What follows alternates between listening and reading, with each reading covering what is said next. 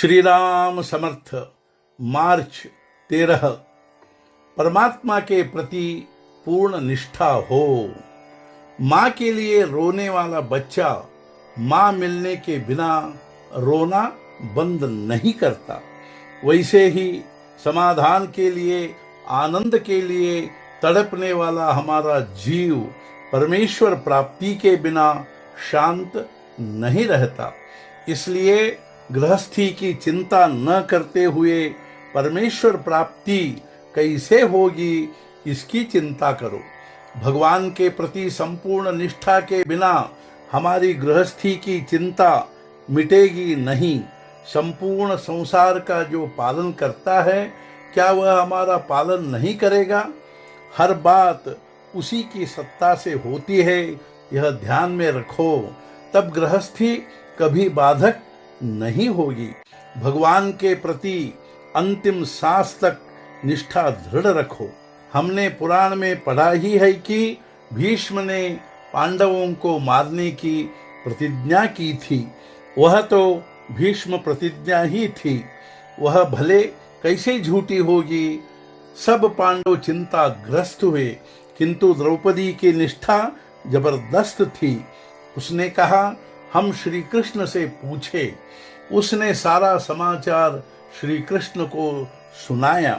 श्री कृष्ण बोले, भीष्म की प्रतिज्ञा झूठी कैसी होगी, फिर भी हम एक प्रयत्न करके देखेंगे। वे बोले, द्रौपदी तू अब ऐसा कर, रात में भीष्माचार्य के आश्रम में जा। वहां केवल सन्यासियों और स्त्रियों को जाने की छूट है। मैं तेरे साथ आश्रम तक चलूंगा। उसके बाद श्री कृष्ण द्रौपदी को लेकर भीष्माचार्य के आश्रम तक पहुंचे और बाहर वहीं पर द्रौपदी के अलंकार और अन्य वस्तुएं संभालते हुए बैठे रहे। श्री कृष्ण ने उसे भीतर जाते हुए कहा, भीष्माचार्य अभी नींद की तैयारी में हैं। ऐसे समय तुम भीतर जाओ और कंगन की आवाज करते हुए प्रणाम करो। तदनुसार द्रौपदी भीतर गई और उसने कंगन की आवाज करते हुए भीष्माचार्य को प्रणाम किया। उन्होंने तुरंत उसे आशीर्वाद दिया, अखंड सुहागन बनी रहो। बाद में जब उन्होंने देखा तो द्रौपदी, तब उन्होंने कहा, द्रौपदी यह युक्ति तुम्हारी नहीं है, तुम्हारे साथ और कौन आया है, बताओ। उसने कहा, मेरे साथ एक सेवक आया है, वह बाहर खड़ा है।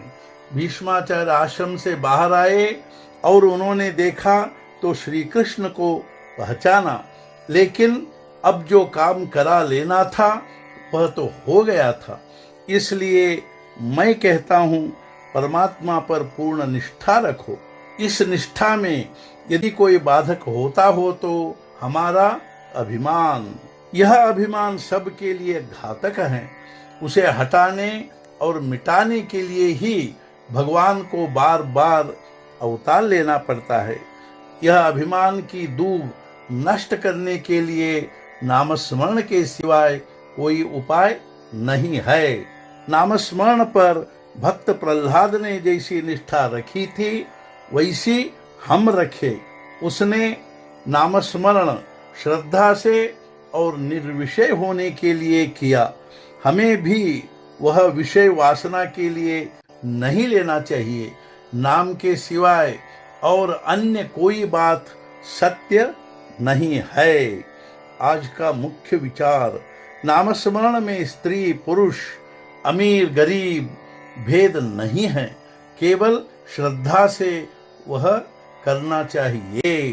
सद्गुरुनाथ महाराज की जय। जय जय रघुवीर समर्थ।